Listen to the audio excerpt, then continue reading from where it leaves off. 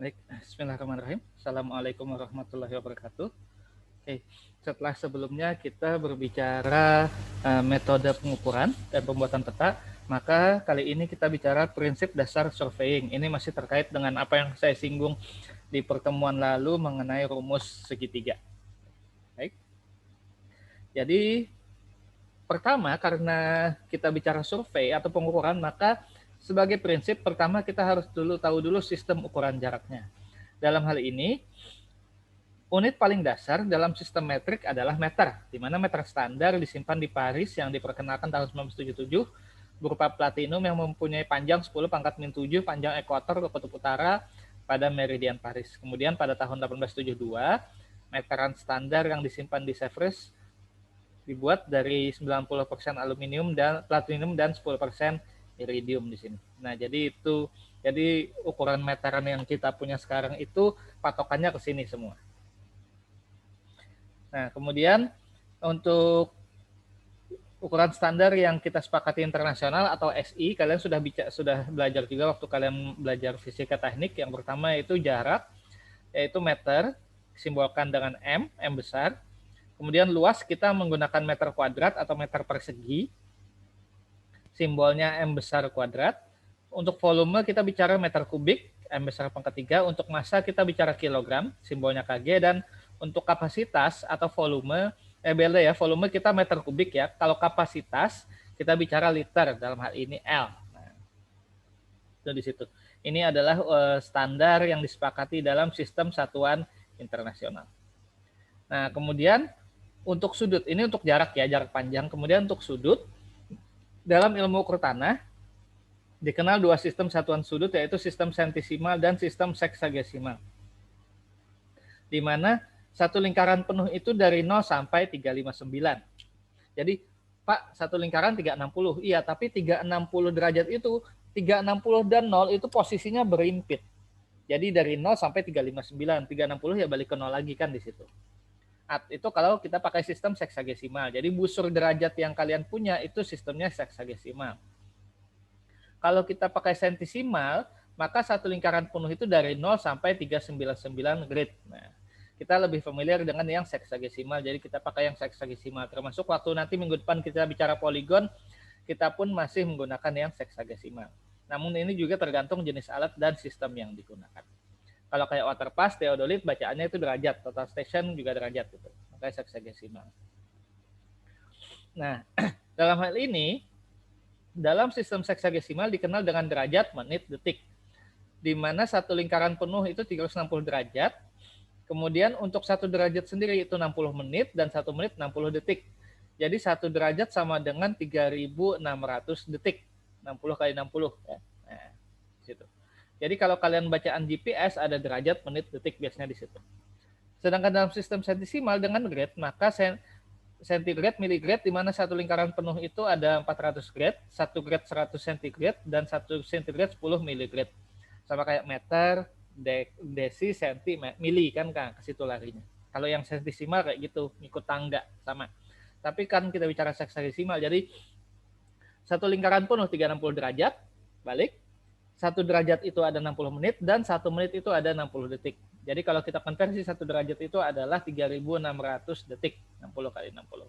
Ini kalian sudah familiar juga. Nah, dasar matematisnya sendiri menggunakan segitiga, dalam hal ini Pitagoras, oke.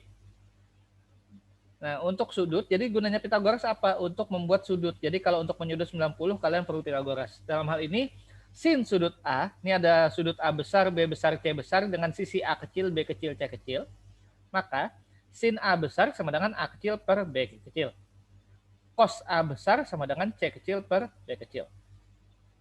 Dan tan A besar sama dengan A kecil per C kecil. Ini kalian sudah belajar juga di fisika teknik kan. Sin cos tangan seharusnya nggak masalah nih. Kosekan adalah sepersin sama dengan B kecil per A kecil. Sekan A besar sama dengan seperkos A besar sama dengan B kecil per C kecil. Kotangan A besar sama dengan sepertangan A besar sama dengan C kecil per A kecil. Ini untuk segitiga siku-siku, di mana salah satu sisinya adalah 90 derajat. Atau kalau kalian bilang segitiga Pitagoras, di mana sudutnya adalah 3, 4, 5. Nah, tapi kalau bentuknya sudah tidak beraturan seperti yang gambar segitiga di kanan ini, maka kita tidak bisa lagi, seperti saya bilang, kita tidak bisa lagi menggunakan rumus luas setengah alas kali tinggi. Kita harus menggunakan rumus yang saya tanyakan minggu kemarin, yaitu rumus yang nomor 10. Akar S kali S min A kali S min B kali S min C, di mana S sendiri adalah setengah keliling, yaitu A kecil B tambah B kecil tambah C kecil bagi 2. Ini rumus 10. Nah, ini untuk segitiga yang seperti ini. Nah, jadi rumus-rumusnya, rumus sinus A kecil per sin A besar sama dengan B kecil per sin B besar sama dengan C kecil per sin C kecil sama dengan 2 kali R di situ.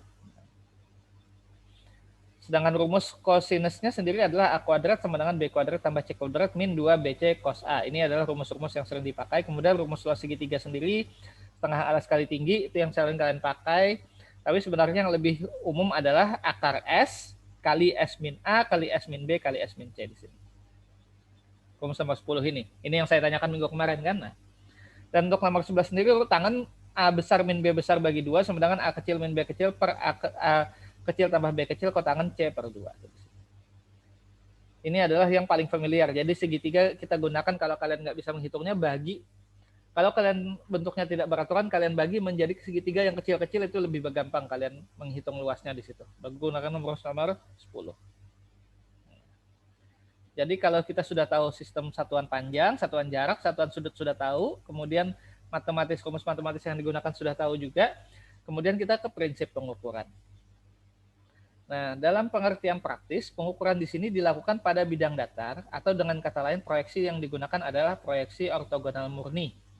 Dalam lain perkataan, istilah ini sering disebut sebagai plane surveying. Adanya kelengkungan bumi tidak dibahas dalam surveying praktis, tapi dibahas dalam ilmu geodesi. Jadi kalau kita menganggap yang kita ukur itu flat, ya, plane. Nah, itu di situ. Untuk menentukan posisi titik-titik di permukaan bumi secara planimetrik dapat dilakukan dengan berbagai cara, antara lain dengan pengukuran linear dan sistem koordinat kutub. Nah, metodenya pertama, seperti ini sudah ada beberapa yang saya singgung minggu kemarin. Pertama, trilaterasi, yaitu penentuan titik dengan melakukan pengukuran ketiga sisi dalam segitiga. Contohnya pada gambar 1.3 ini, jika kita ketahui jarak XY, maka titik potong antara X dan Z ini di sini, dan YZ dapat ditentukan, yaitu titik Z di sini.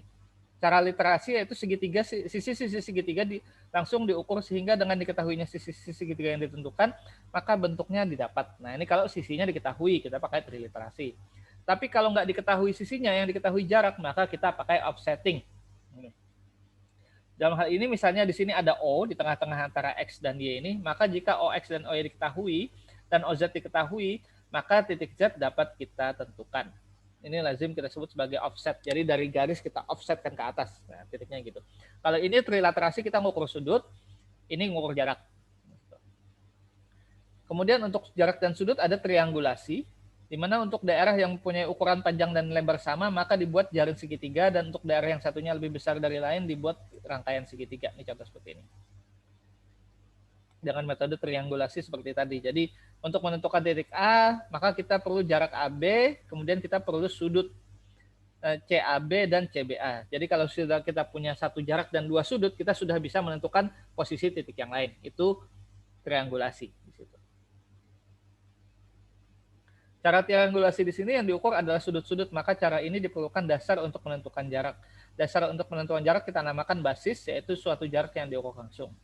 Pada kedua cara, triangulasi dan trilaterasi, diperlukan dasar untuk penentuan X dan Y. Di mana dalam cara tersebut bentuk segitiga belum tentu, karena diketahui semua sudut di segitiga-segitiga itu. Ini cara triangulasi. Jadi intinya kalau triangulasi, maka kalian perlu satu jarak dan dua sudut. Kalau sudah punya itu, kalian bisa menentukan posisi titik-titik segitiga yang lain. Dalam catatan, bentuknya adalah segitiga ya. Yang diketahui semua sudut di segitiga-segitiga tersebut. Jadi harus segitiga. Makanya kita membagi daerah itu menjadi bentuk segitiga-segitiga semua. Kalau metode koordinat kutub sendiri digunakan untuk penentuan posisi titik, ditentukan oleh jarak dan sudut yang dibentuk terhadap sumbu X positif. Nah, itu di sini. Contohnya di sini, koordinat kutub, koordinat kartesius sama kan kalian XY atau XYZ kalau 3 dimensi. Jika jarak X diketahui dan sudut Z XY diketahui, maka titik Z dapat ditentukan, titik Z-nya di sini. Nah, itu. Oke, sekarang untuk latihan.